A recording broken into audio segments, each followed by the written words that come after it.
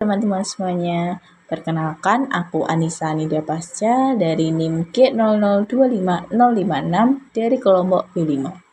Nah, di sini saya akan sedikit membahas tentang organ-organ pencernaan. Pertama, dengan topik dinding abdomen. Nah, pada topik ini kita akan nanti membahas apa aja sih lapisan dari dinding abdomen. Kemudian juga akan membahas sistem otot, yang mana nanti otot tersebut termasuk dalam lapisan dinding abdomen. Kemudian kita juga akan membahas perbedaan organ intraperitoneal dan juga organ retroperitoneal. Nah, pertama kita akan membahas tentang lapisan dinding abdomen terlebih dahulu. Nah, di sini kita akan membahas dari dua sudut pandang. Pertama, anterolateral. Jadi anterolateral ini kita akan melihat dari depan dan juga samping tubuh. Jadi anterior itu depan, lateral itu samping. Jadi anterolateral kita akan melihat tubuh dari depan dan juga dari samping. Nah, yang kedua kita akan lihat dari posterior view-nya. Kita akan lihat dari bagian belakang tubuh. Nah, yang pertama kita akan melihatnya dulu dari anterolateral. Kita akan membahas lapisan-lapisan dari dinding abdomen, mulai dari yang paling superficial atau yang paling luar sampai ke yang paling dalam. Nah, di gambar ini itu dia dari potongan longitudinal dari lateral view ya teman-teman. Tapi di sini itu lapisan-lapisan dinding abdomen dari anterolateral view. Nah, pertama kita langsung aja dari luar, dari paling luar itu yang paling luar adalah skin atau kulit. Nah, kulit ini dia melekat ke lapisan-lapisan di bawahnya secara longgar kecuali nanti di bagian umbilikus. Kemudian lapisan berikutnya adalah fascia superficialis. Nah, fascia superficialis itu kalau di atas umbilikus dia itu cenderung konstan atau nggak ada bedanya, tidak ada perbedaannya gitu teman-teman. Tapi kalau di bagian bawah umbilikus itu nanti dia ada perbedaan teman-teman. Nah, dia bisa dibedakan menjadi fascia camper dan juga fascia scarpa. Bedanya apa? Kalau fascia camper teman-teman bisa lihat ini yang warna kuning-kuning ini, dia adalah lapisan lemak dari jaringan subkutan. Jadi dia isinya lemak teman-teman. Nah, kalau yang fascia scarpa, dia itu lapisan membranosus dari jaringan subkutan yang warna ungu ini teman-teman. Dia bisa tanpa lemak atau hanya sedikit lemak. Kemudian yang ketiga ada fascia profunda. Nah, fascia profunda itu uniknya dia melapisi setiap otot teman-teman. Yang warna merah-merah ini yang terpotong-potong ini adalah muskulus atau otot. Nah, si fascia profunda itu dia masing-masing melapisi bagian anterior dan posterior dari otot tersebut. Yang warna hijau ini adalah fascia profunda, kemudian yang warna ini warna jingga ini juga fascia profunda, dan yang warna biru ini juga fascia profunda. Jadi dia melapisi masing-masing setiap otot di bagian anterior dan juga posteriornya. Nah, kemudian di dalam fascia profunda tadi kan otot ya teman-teman, atau muskuli. Nah, muskulinya itu yang paling luar itu adalah external oblique atau musculus obliquus externus abdominis. Kemudian yang tengah itu nanti ada musculus obliquus internus abdominis, dan yang paling dalam itu musculus transversus abdominis. Terus ini rectus sama piramidalis ya kemana? Nah, tadi yang saya bilang teman-teman, jadi di gambar ini dia adalah potongan longitudinal tapi dari view lateral. Jadi kita tidak bisa melihat rectus dan musculus piramidalis. Nah, nanti kita lihat di gambaran yang dari point of view anterior. Nah, nanti akan terlihat kedua otot tersebut.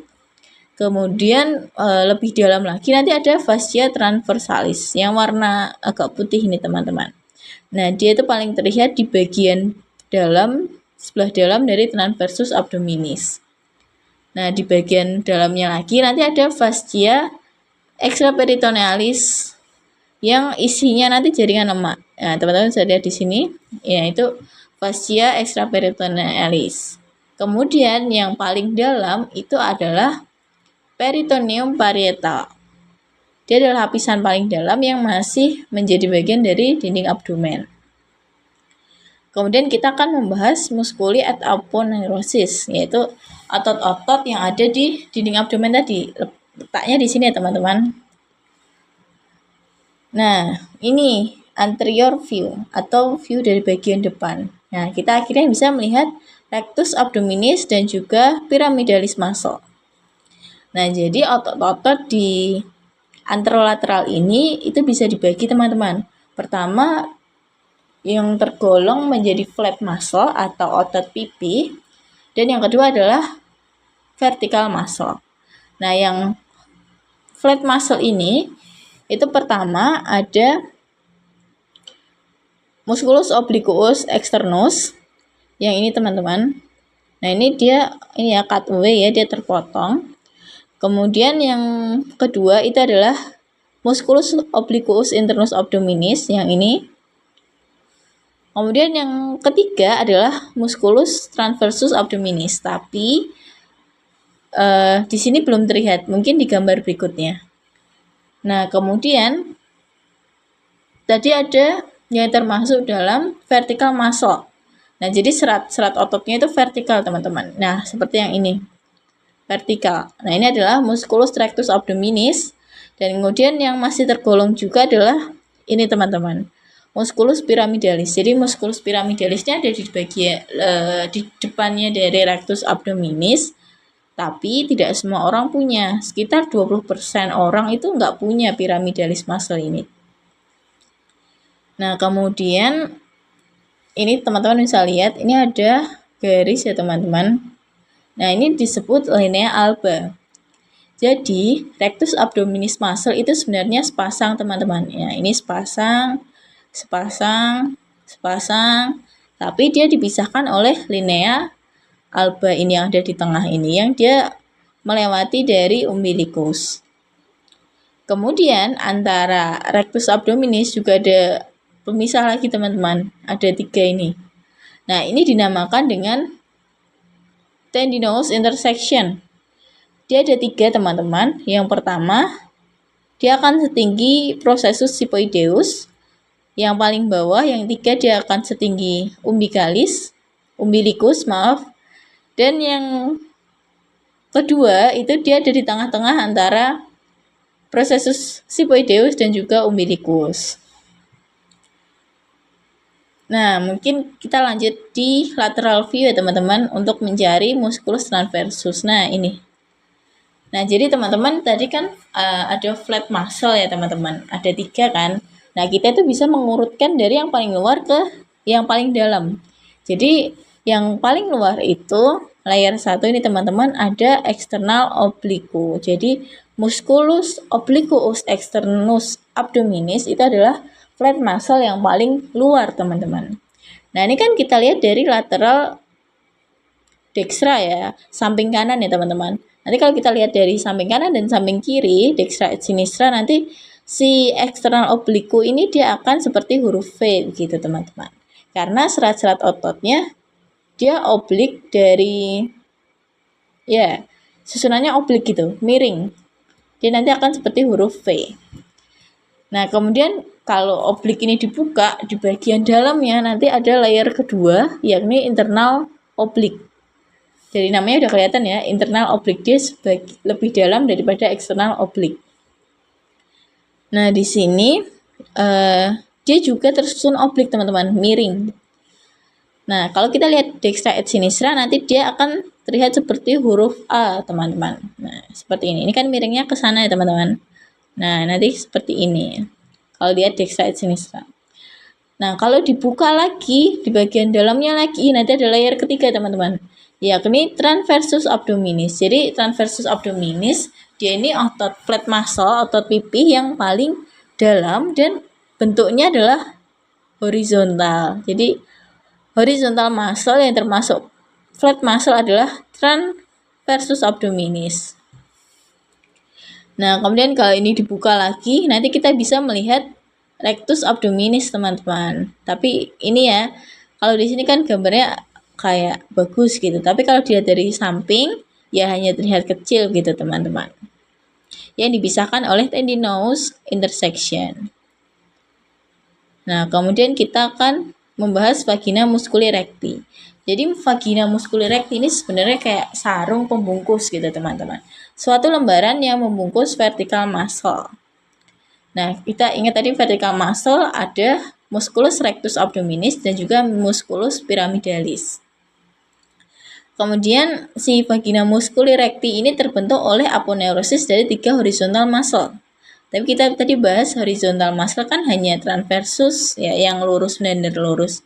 Nah, mungkin ini maksudnya adalah 3 flat muscle, teman-teman. Yakni tadi ada musculus obliquus externus, musculus obliquus internus, dan juga musculus transversus. Nah, aponeurosisnya dari ketiga otot tersebut membentuk vagina musculi recti. Nah, si vagina musculi ini isinya apa sih? Dia melindungi apa sih? Seperti yang aku bilang tadi, dia itu melindungi rectus abdominis dan juga pyramidalis. Selain melindungi kedua otot tersebut, vagina musculi recti juga berisikan arteri vena epigastrica superior, arteri vena epigastrica inferior, dan ujung terminal nervi intercostalis 6 sampai 11 dan nervus subcostalis. Nah, ini teman-teman, ternyata ada yang unik, teman-teman. Jadi, si vagina musculi recti ini kalau dia di atas arcuate line, dia itu yang ini warna putih ini, teman-teman. Si vagina itu yang putih-putih ini. Dia itu ada di anterior dari abdominis dan juga posterior dari abdominis. Ini adalah maksudnya musculus rectus abdominis, teman-teman. Dia ada di bagian anterior dan juga posteriornya. Ini kalau di atas arcuate line. Kalau di bawah arcuate line, itu si vagina itu hanya ada di depannya saja, di depan dari musculus rectus abdominis saja, hanya di depannya saja, di belakangnya nggak ada, teman-teman. Nah, arcuate line ini itu ada di pertengahan antara umbilicus dan symphysis pubis. Gitu, jadi berbeda antara yang di atas arcuate line sama yang di bawah arcuate line. Nah, kemudian kita akan membahas peritoneum parietal. Peritoneum parietal tadi seperti yang sudah kita bahas, ini adalah lapisan dinding abdomen yang paling dalam, teman-teman. Maaf, yang nomor 7 ini. Kenapa dibahas? Karena nanti akan ada hubungannya atau menjadi dasar dari perbedaan organ intraperitoneal dan juga organ retroperitoneal, teman-teman. Nah, jadi peritoneum itu adalah lapisan. Dia nanti ada 2. Yang pertama peritoneum parietal dan yang kedua adalah peritoneum visceral. Peritoneum parietal itu adalah lapisan yang melapisi bagian dalam dari dinding abdomen dan masih menjadi bagian dari dinding abdomen tersebut. Seperti yang kita bahas tadi. Nah, tapi kalau peritoneum visceral itu adalah lapisan yang dia langsung melapisi organ visceral abdomen, teman-teman. Organ-organ di perut. Nah, itu lapisan peritoneum visceral itu langsung melapisi organ-organ tersebut. Berbeda dengan yang parietal, dia melapisi dinding abdomen. Nah, peritoneum visceral tadi kan melapisi organ. Nah, lapisan ini itu ada yang menutupi sebagian organ, ada yang menutupi keseluruhan organ. Nah, itu kita akan bahas di berikutnya, yakni organ intraperitoneal versus organ retroperitoneal. Nah, teman-teman bisa lihat yang warna biru ini, yang di dalam, ini adalah visceral peritoneum. Dia melapisi organ, teman-teman. Nah, yang organ merah ini, dia kan dilapisi, keseluruhan bagian dilapisi oleh visceral peritoneum. Nah, maka organ tersebut tergolong organ intraperitoneal karena keseluruhan organ tersebut dilapisi oleh peritoneum visceral. Nah, tapi kalau teman-teman lihat di sini, ini adalah ginjal ya, teman-teman. dia itu hanya dilapisi sebagian saja oleh visceral peritoneum. Atau di sini parietal peritoneum. Ini harusnya visceral sih. Dia kan hanya melapisi sebagian saja, sehingga namanya adalah organ retroperitoneal. Atau lebih jelasnya bisa teman-teman lihat di sini, yang A ini adalah organ intraperitoneal. Keseluruhan organ dia akan dibungkus oleh peritoneum visceral. Sedangkan yang B ini adalah organ retroperitoneal. Si peritoneum visceral hanya melapisi sebagian dan ada bagian organ yang tidak dilapisi oleh peritoneum visceral. Nah, itu bedanya teman-teman. Nah, untuk organ-organnya apa aja sih? Jadi, organ intraperitoneal itu ada gaster, ada duodenum superior, jejunum, ileum, appendix vermiformis, kolon transversum, kolon sigmoide, cauda, pankreas, lien, dan juga hepar. Kemudian kalau organ retroperitoneal, organ-organ yang termasuk retroperitoneal, jadi dia hanya melapisi sebagian saja, itu ada suprarenal gland, ada aorta, ada duodenum kecuali pars superior, ada pankreas kecuali cauda, ada ureter, ada kolon ascendens dan descendens, ada kidney atau ginjal, ada esophagus dan juga ada rectum. Yang ini bisa disekat untuk ingat-ingat saja itu set Parker. Nah, mungkin itu aja yang bagian dinding abdomen. Kita lanjut ke topik gaster atau lambung. Nah, di sini kita akan membahas anatomi dari gaster dan juga sphincter apa aja sih yang ada di gaster. Nah, kita langsung mulai. Jadi sebelum membahas anatomi gaster, kita harus tahu gaster itu ada di mana. Gaster itu ada di abdomen, di kuadran kiri atas atau left upper quadrant. Nah, bagian-bagian dari gaster itu ada 4 teman-teman. Pertama adalah fundus gastricum. Nah, fundus ini bentuknya seperti kubah dan misal kita sedang mencerna, lambung kita sedang mencerna makanan itu akan menghasilkan gas. Gasnya itu akan naik ke atas ini teman-teman, ke bagian fundus. Nah, yang kedua ada pars cardiaca. Yang ini teman-teman. Ketika makanan masuk dari esofagus, dia akan mencapai bagian pertama dari lambung itu di bagian kardia ini. Kemudian yang ketiga ada corpus gastricum atau bagian badan atau body dari lambungnya itu. Nah, di sini makanan-makanan akan bercampur dengan enzim pencernaan untuk dicerna. Dan kemudian nanti yang keempat ada pars pylorica. Nah, ini bagian lambung yang untuk menyalurkan makanan ke duodenum atau bagian akhir lah dari lambung. Nah, ini nanti ada bagian antrum dan juga ada kanalis pylorik. Nah, tadi kan kita akan bahas sphincter ya teman-teman. Jadi sphincternya itu ada 2 di lambung. Yang pertama di bagian atas itu nanti ada gastroesophageal sphincter atau LES, lower esophageal sphincter. Jadi dia membatasi esofagus dan juga gaster. Nah, di bagian bawah yang sebelum masuk duodenum nanti ada musculus sphincter pylori.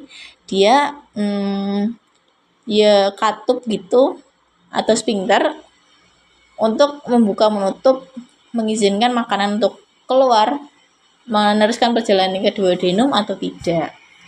Nah, kemudian ada struktur lain teman-teman, yakni curvatura gastrica major. Curvatura itu kan bentuknya kayak lengkungan gitu ya teman-teman yang ini. Nah, kemudian ada juga yang minor, ini curvatura gastrica minor. Selain itu ada juga orificum cardiacum setinggi vertebra thoracica 11 dan juga orificum pyloricum setinggi vertebra lumbali 1. Nah, terus kita akan bahas omentum. Omentum itu duplikator peritoneum. Yes, hampir samalah dengan peritoneum.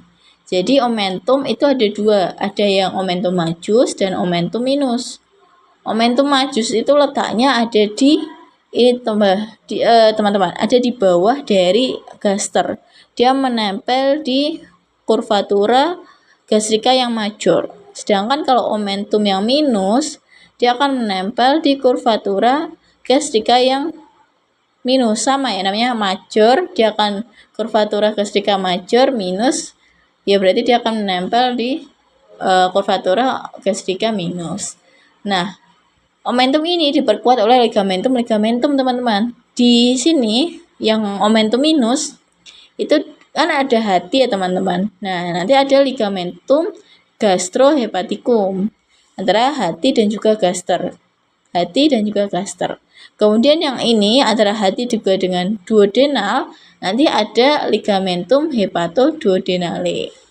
Kemudian untuk yang momentum majus, yang ini, yang besar, itu nanti diperkuat oleh 4 ligamentum, yakni ligamentum gastrocolica, ligamentum gastroprenica, ligamentum gastrorenale, dan juga ligamentum splenorenale. Nah, kemudian kita akan bahas vaskularisasinya. Pertama adalah arteri. Jadi di gaster itu ada arteri gastrika posterior, arteri gastrika dexa, arteri gastrika sinistra. Yang dekat lien itu nanti ada arteriae gastrika brevis. Kemudian di bagian bawah lambung ada arteri gastroomenthalis sinistra dan juga arteri gastroomenthalis dextra. Kemudian di bagian vena nanti ada vena gastrika brevis, ada vena gastroomenthalis sinistra, vena gastroomenthalis dextra, vena gastrika dextra, dan vena gastrika sinistra.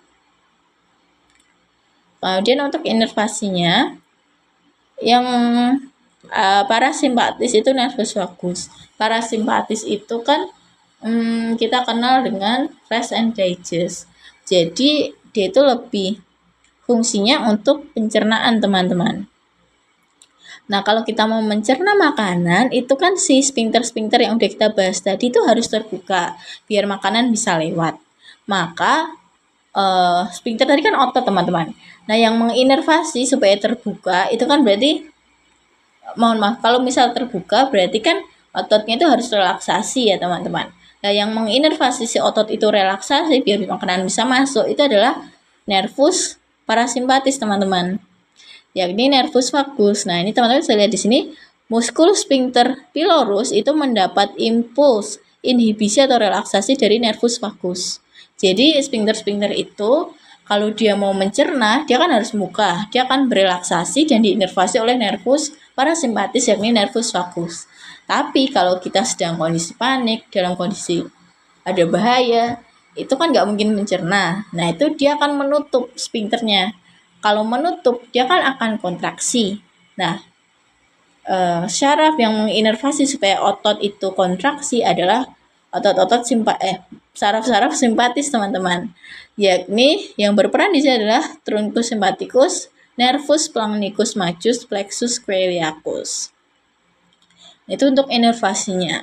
Nah, sudah selesai, kita akan ke topik berikutnya yakni appendix.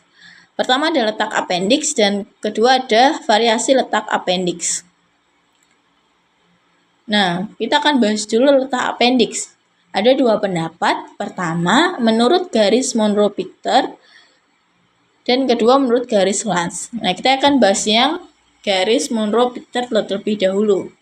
Jadi, dia itu garis tersebut diukur dari sias dextra yang ini ke umbilicus yang ini, itu ditarik garis.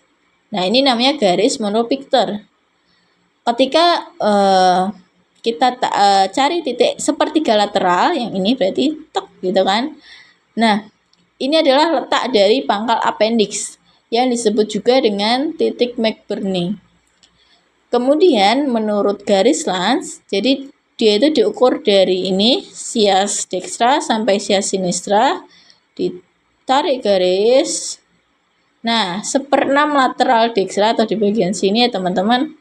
Mohon maaf, ini garis, ini tengah, mungkin 1/6-nya di sini gitu ya. Nah, itu nanti adalah ujung appendix. Nah, tapi appendix itu kan punya variasi letak teman-teman. Jadi daripada menghitung ujung appendix yang kita bahkan nggak tahu letaknya di mana, mending menghitung pangkal appendix saja. Jadi kita menggunakan garis Monro-Victor kemudian menentukan titik McBurney-nya. Nah, tadi kan kita ada bahas variasi letak appendix. Jadi apa aja sih variasinya. Jadi letak appendix itu bisa terletak di berbagai macam posisi, teman-teman. Pertama ada di yang warna merah ini, retrosekal. Jadi retro itu artinya di belakang, sekal ya berarti sekum. Jadi si appendix ini terletak di belakang sekum atau di arah jam 11, teman-teman. Kemudian yang warna biru ini dia itu appendix postilealis atau setelah ileal atau di belakang ileal, teman-teman. Mohon maaf, ileum. Nah, dia itu ke arah jam 1 atau jam 2. Kemudian di depan dari ileum itu nanti ada preileal. Nah, ini namanya yang warna hijau ini appendix preilealis atau di depan dari ileum. Dia juga sama arah jam 1 atau jam 2, tapi dia letaknya di depan dari ileal atau sebelum ileal. Nah, yang kuning ini adalah appendix pelvicum. Dia mengarah ke pelvis atau arah jam 5. Kemudian yang warna ungu yang terakhir ini adalah appendix subsekalis. Sub artinya di bawah, sekal, sekum, berarti si appendix ini terletak di bawah sekum. Atau ini ke arah jam 6. Nah, mungkin sekian yang bisa saya sampaikan. Mohon maaf apabila ada kesalahan. Terima kasih telah memperhatikan. Wassalamualaikum warahmatullahi wabarakatuh.